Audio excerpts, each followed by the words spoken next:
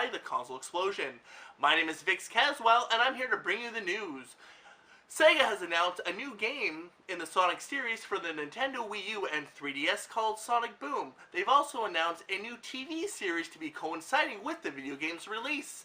I'm hoping that this game is better than the one where Sonic turns into a werewolf, or where he decides to mack it with human women. Dead Island's MOBA needs players like you, so sign up today at www.playdie.net.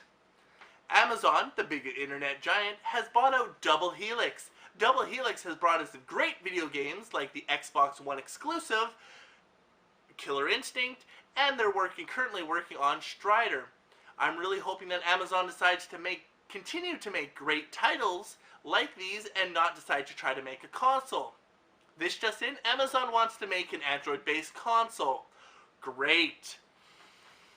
Nintendo has reached some hard times this year. So far, the Nintendo executives had to take a pay cut in order to make their business profitable, and Iwata has announced that they're open for acquisitions and mergers. Does this mean that they want to buy more, or that they want to sell? This reporter is hoping that they're willing to sell to Sony so they can make the game that I know everybody wants, Super Smash Battle Royale. The Xbox has announced a cheaper model, but with this cheaper model, will it help the resolution and frame rate of current video games released? COD Ghosts and games like Sniper Elite are either being released with lower resolution or slower frame rate, which is compared to the PlayStation 4 counterparts.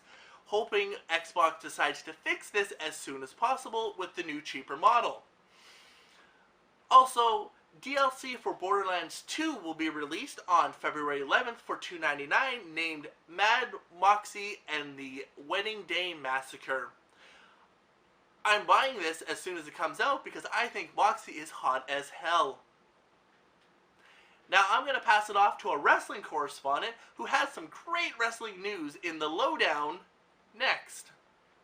My name is Kaz, brah, and I'm here to bring you all your wrestling news. First up, CM Punk walks out of the WWE, but does he really walk away from his contract, or will he be back in some sort of weird-ass story?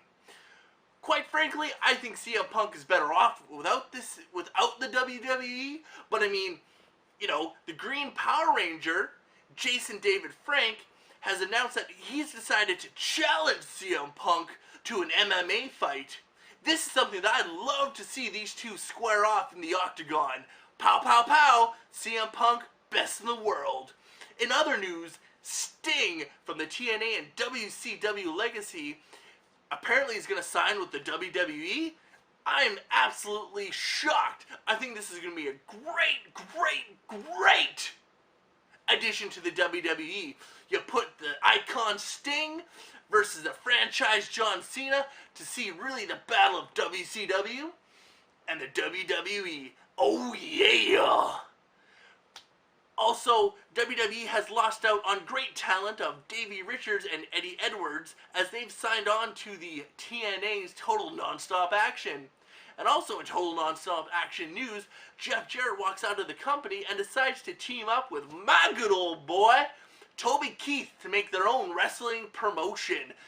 I really hope that this is good, and I hope to God that they don't hire Vince Russo, because that man has ruined too many companies to count. This has been Kaz, brah. Back to you in the studio. Thank you for your great color commentary on what you feel wrestling is about. I am glad we have you on the payroll. Lastly, The Walking Dead returns February 9th on AMC. So if you're going to call me or talk to me or text me or do anything, don't, because I'll be watching The Walking Dead all week. Thank you. That's been another episode of the weekly wrap-up. My name is Vic Caswell, and please check us out on Facebook for all your daily needs instead of your weekly needs. Thank you.